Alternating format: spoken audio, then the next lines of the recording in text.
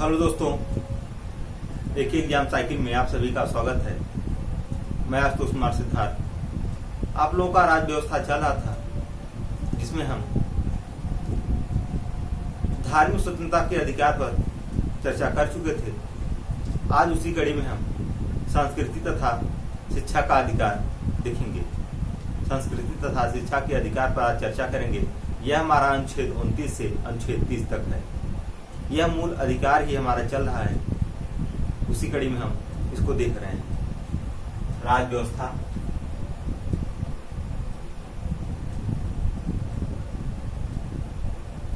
राज्य व्यवस्था,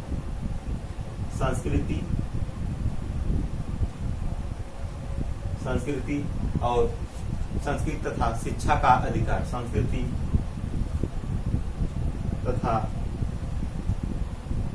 शिक्षा का अधिकार। संस्कृति तथा शिक्षा का अधिकार, यह हमारा आर्टिकल 29 से अनुच्छेद 29 से अनुच्छेद 30 तक है। पहले हम संस्कृति तथा शिक्षा का जो अधिकार है, इसके बारे में थोड़ा सा ओवरव्यू ले लेते हैं, इसके बाद आगे चलेंगे। यह अधिकार केवल भारतीय नागरिकों के लिए है। यह अधिकार केवल भारतीय नागरिकों के लिए है तथा इसका प्रयोग अल्पसंख्यक वर्गों के द्वारा किया जा सकता है। इसका प्रयोग अल्पसंख्यक वर्गों के द्वारा किया जा सकता है। भारतीय संविधान में स्पष्ट रूप से अल्पसंख्यक वर्गों को परिभाषित नहीं किया गया है। भारतीय संविधान में, हमारे भारतीय जो संविधान है, उसमें अल्पसंख्यक वर्गों का कोई स्पष्ट रूप से परिभाषित नहीं किया गया है। धर्म तथा भाषा के आधार पर किसी भी वर्ग को अल्पसंख्यक वर्ग का दर्जा प्रदान किया गया है। अल्पसंख्यक वर्ग का दर्जा प्राप्त किया गया है। देख लेते हैं इसको। यह अधिकार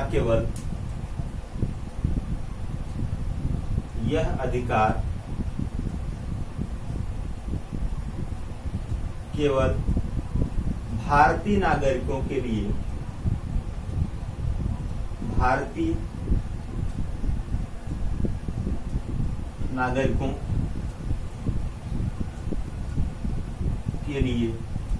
नागरिकों के लिए प्राप्त है। भारतीय नागरिकों के लिए है तथा इसका प्रयोग अल्पसंख्यक वर्गों के द्वारा किया जा सकता है। तथा इसका प्रयोग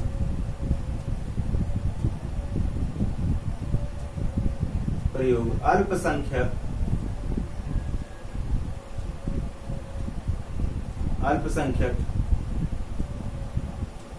वर्गों के लिए या वर्गों के द्वारा किया जा सकता है। अल्पसंख्यक वर्गों के लिए या वर्गों के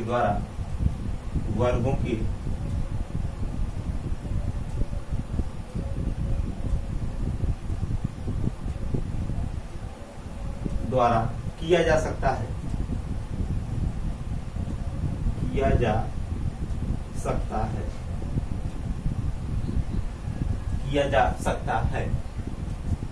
भारतीय संविधान में स्पष्ट रूप से अल्पसंख्यक वर्गों को परिभाषित नहीं किया गया है।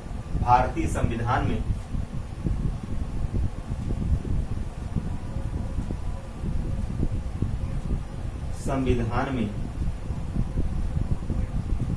अल्पसंख्यक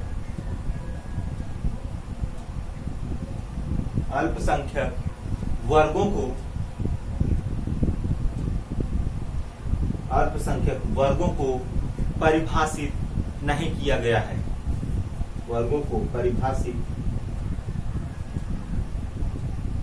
परिभाषित नहीं किया गया है। नहीं किया गया है। इसमें धर्म तथा भाषा के आधार पर किसी भी वर्ग को, इसमें धर्म तथा भाषा के आधार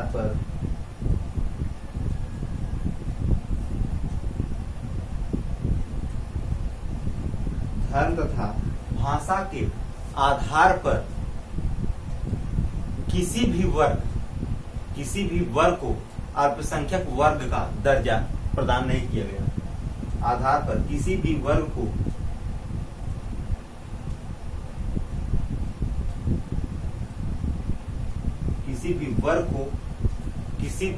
को अल्पसंख्यक वर्ग का दर्जा प्राप्त नहीं है। वर्ग को अल्पसंख्यक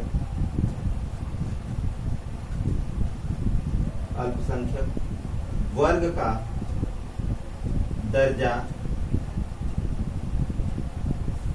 प्रदान नहीं किया गया। धर्म तथा भाषा के आधार पर किसी भी वर्ग को अल्पसंख्यक वर्ग का दर्जा प्रदान किया गया है। धर्म तथा भाषा के आधार पर किसी भी वर्ग को अल्पसंख्यक वर्ग का दर्जा प्रदान किया गया है, न कि उन्हें अस्वीकार किया गया। दर्जा प्राप्त है, अल्पसंख्यक वर्ग का दर्जा प्राप्त है या प्रदान किया गया है।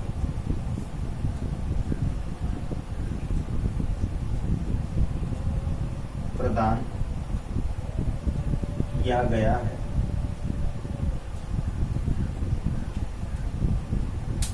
क्या है इसका मोटो? संस्कृति तथा शिक्षा का अधिकार। यह अधिकार केवल भारतीय नागरिकों के लिए है तथा इसका प्रयोग अल्पसंख्यक वर्गों के द्वारा किया जा सकता है। इसका प्रयोग जो है अल्पसंख्यक वर्ग कर सकते हैं। भारतीय संविधान में अल्पसंख्यक वर्गों को परिभाषित नहीं किया गया है।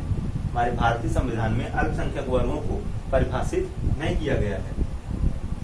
इसमें धर्म तथा भाषा के आधार पर किसी भी वर्ग को अल्पसंख्यक वर्गों का दर्जा प्रदान किया गया है। इतना नोट कर लीजिए। इसके बाद हम आर्टिकल 29 देखेंगे।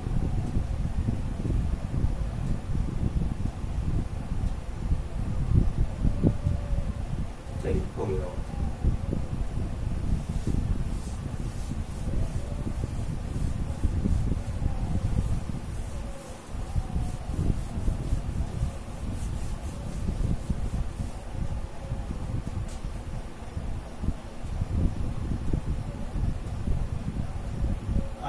यानी अनुच्छेद 29।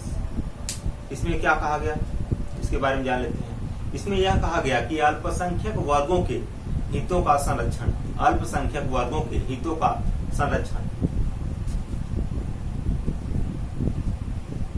अल्पसंख्यक वर्गों के हितों का संरक्षण,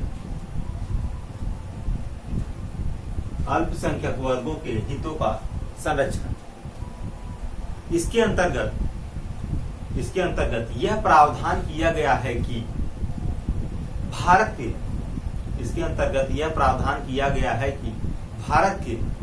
प्रत्येक नागरिक को जिसकी अपनी भाषा, लिपि तथा संस्कृति है, उसे बनाए रखने का अधिकार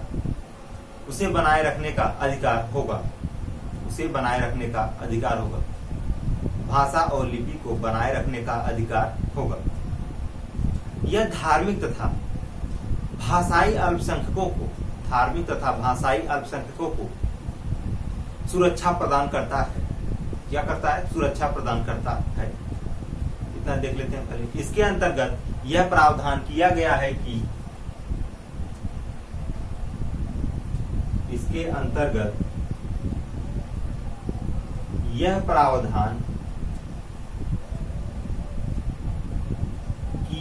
है कि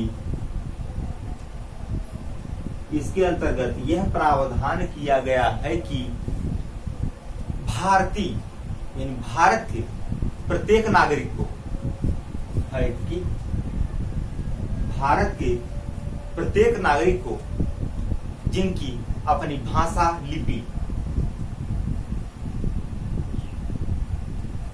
भारत के प्रावधान किया गया है कि भारत के प्रत्येक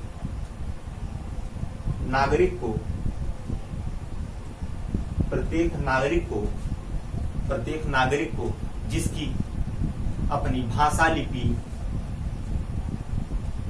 जिसकी अपनी भाषा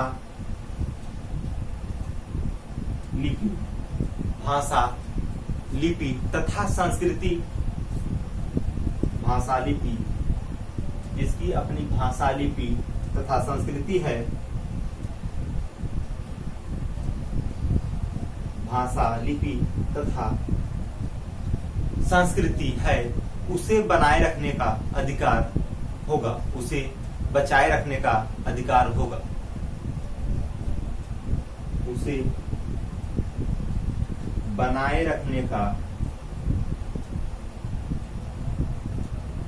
अधिकार होगा यानी वह अपना भाषा शैली और उसका जो संस्कृति है उसको बचा कर रख सकता है।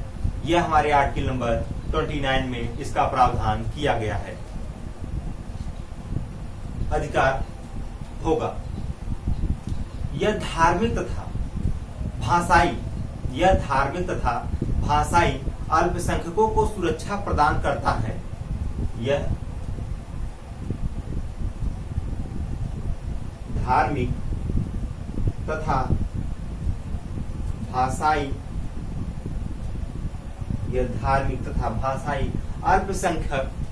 अल्पसंख्यकों को सुरक्षा प्रदान करता है। भाषाई आधार पर अल्पसंख्यक यह धार्मिक तथा भाषाई आधार पर अल्पसंख्यकों को सुरक्षा प्रदान करता है। सुरक्षा प्रदान करता है यानी इसमें संरक्षण दिया गया है कि वह अपने भाषा लिपि और संस्कृत को बचाने का इसमें अधिकार दिया गया है इसको अल्पसंख्यक वर्गों को। अब इसके आगे हम थोड़ा सा और इसका ओवरव्यू लेते हैं। आगे क्या कहा जा रहा है इसके बारे में थोड़ा जान लेते हैं। किसी भी नागरिक को राज्य के अंतर्गत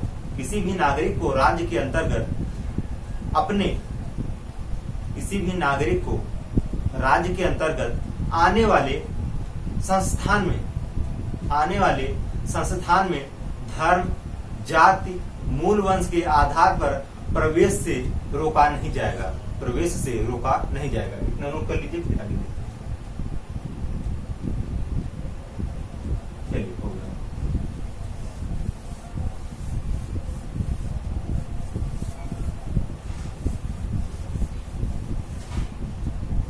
क्या कहा गया इसमें? किसी भी नागरिक को राज्य के अंतर्गत किसी भी नागरिक को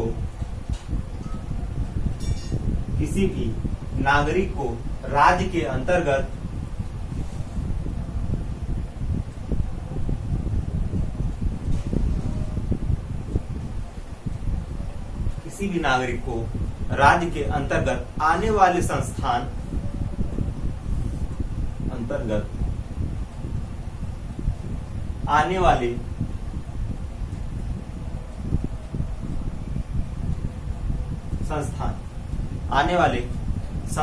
में धर्म जाति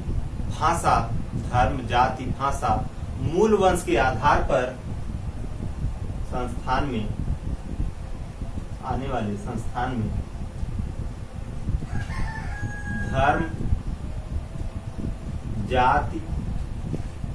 धर्म, जाति, भाषा,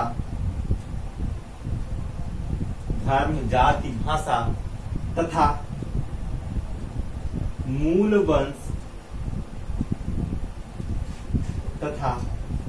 वंश के आधार पर, मूल वंश के आधार पर, मूल वंश के आधार पर प्रवेश से रोका नहीं जा सकता, प्रवेश से रोका नहीं जा सकता, आधार पर प्रवेश से रोका नहीं जा सकता, नहीं जा सकता। यानी क्या कहा गया इसमें, किसी भी नागरिक को राज्य के अंतर्गत आने वाले, राज्य के अंतर्गत जितने भी संस्थान आएंगे उसमें धर्म के आधार पर, जाति के आधार पर और भाषा के आधार पर, मूल वंश के आधार पर उनको प्रवेश से वंचित नहीं किया जाएगा, उनको रोका नहीं जाएगा। यह हमारा आर्टिकल नंबर 29 में इसका प्रावधान किया गया है। इतना नोट करिए।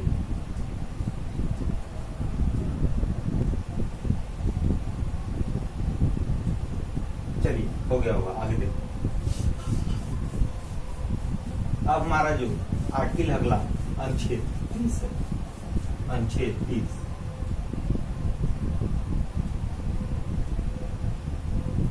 आर्टिकल 30 इसमें क्या प्रावधान किया गया है उसको जान लेते हैं। इसमें शिक्षण संस्थानों को, इसमें शिक्षण संस्थानों की स्थापना तथा प्रशासन का अधिकार, शिक्षण संस्थानों की स्थापना तथा शिक्षण संस्थानों की स्थापना तथा प्रशासन का इसमें अधिकार प्रदान किया गया है। शिक्षण संस्थानों की स्थापना, शिक्षण संस्थानों की स्थापना, शिक्षण संस्थानों की स्थापना तथा प्रशासन का अधिकार, तथा प्रशासन का अधिकार, प्रशासन का अधिकार। इसमें यही कहा गया कि शिक्षण संस्थानों की स्थापना यानी नए शिक्षण संस्थानों की स्थापना होगा और उसका जो प्रशासन है, प्रशासन का अधिकार भी इसमें होगा। इसके अंतर्गत क्या कहा गया उसको भी जान लेते हैं पहले। इसके अंतर्गत यह प्रावधान किया गया कि धर्म तथा भाषा पर आधारित, धर्म तथा भाषा पर आधारित प्रत्येक अल्पसंख्यक वर्गों को, प्रत्येक अल्पसंख्यक वर्गों को अपने पसंद की शिक्षण संस्थान, अपने पसंद की शिक्षण संस्थाओं की स्थापना करने तथा प्रबंधन का अधिकार प्राप्त है। नए शिक्षण संस्थानों की स्थापना करना तथा प्रबंधन करना, यह अधिकार किसको प्राप्त है? तो अल्पसंख्यक वर्गों को प्राप्त है, अल्पसंख्यक वर्गों को प्राप्त है।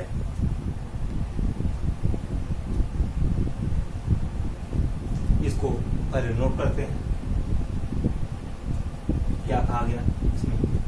धर्म तथा भाषा के आधार पर प्रत्येक अल्पसंख्यक वर्गों, धर्म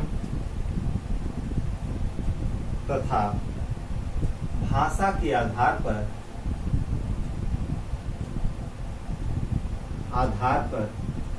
प्रत्येक अल्पसंख्यक वर्गों,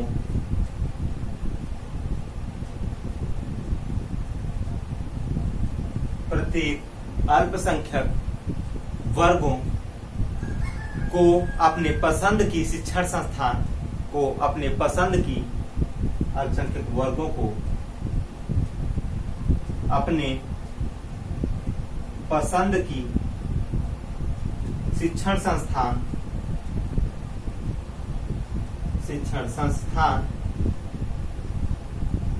अपने पसंद की शिक्षण संस्थान की स्थापना करने तथा प्रबंधन करने का अधिकार, संस्थान की स्थापना करने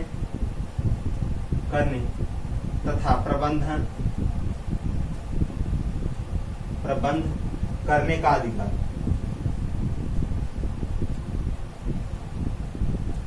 प्रबंध करने का अधिकार, प्रबंध करने का अधिकार इसमें प्राप्त है। इसके अंतर्गत राज्य का क्या उद्देश्य है? राज्य के द्वारा किसी भी शिक्षण संस्थाओं को, राज्य के द्वारा किसी भी शिक्षण संस्थाओं को सहायता देने में इस आधार पर भेदभाव नहीं किया जाएगा, इस आधार पर भेदभाव नहीं किया जाएगा कि उसका प्रबंधन अल्पसंख्यक वर्गों के द्वारा किया जा रहा हो। इतना नोट कर लीजिए।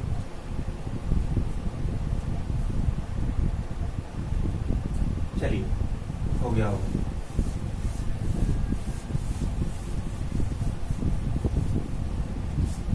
क्या कहा गया इसमें? राज्य के द्वारा किसी भी शिक्षण संस्थाओं को,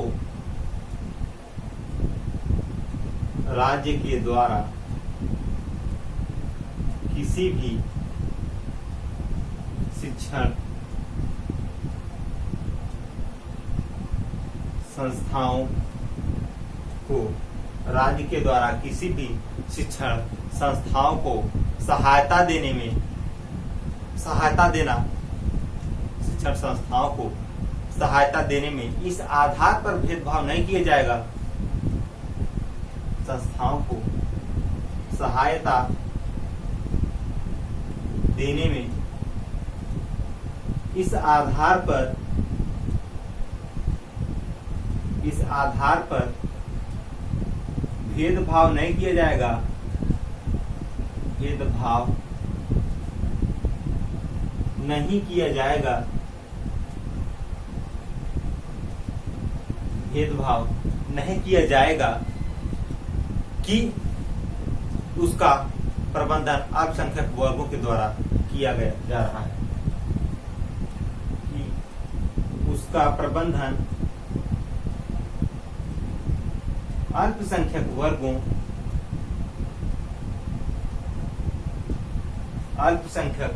वर्गों के द्वारा किया जा रहा है, अल्पसंख्यक वर्गों के द्वारा किया जा रहा है।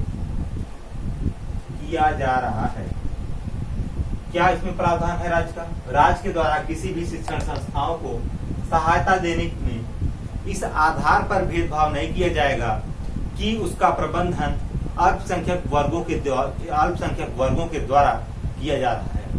यानी अल्पसंख्यक वर्ग जो है, अगर किसी शिक्षण संस्थान का, किसी भी शिक्षण संस्थान की स्थापना करता है, उसका प्रबंधन भी करता है, तो राज्य का ये अधिकार नहीं है कि किसी भी भेदभाव के कारण उसको सहायता प्रदान न करे।